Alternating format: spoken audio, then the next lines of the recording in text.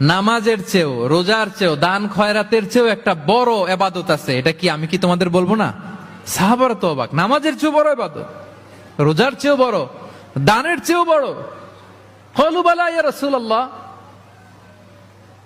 সাহাবারা বললেন অবশ্যই হে নবী, হ্যাঁ আপনি বলেন সেটা কি? বিষ্ণু সাল্লাল্লাহু আলাইহি ওয়াসাল্লাম বললেন ইসলাহু যাতিল বাইন, বিবাদমান দুই গ্রুপকে মাঝখান দিয়ে যে মিলিয়ে দেয়া।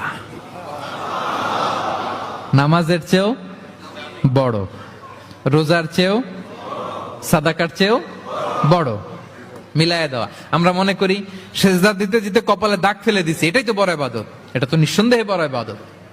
আমরা মনে করি হজ করতে করতে শেষ করে ফেলতেছি, এটাই বড় ইবাদত। জিকির করতে করতে আমরা দিনরাত এক করে ফেলতেছি, এগুলো তো নিঃসন্দেহে ইবাদত। কিন্তু দুই ভাই বিবাদমান দুই গ্রুপের মধ্যে আপনি যদি মিলিয়ে দেন, এগুলো নফল রোজা, নফল দান, নফল সালাতের চেয়েও বেশি সওয়াবের কাজ। পড়েন সুবহানাল্লাহ।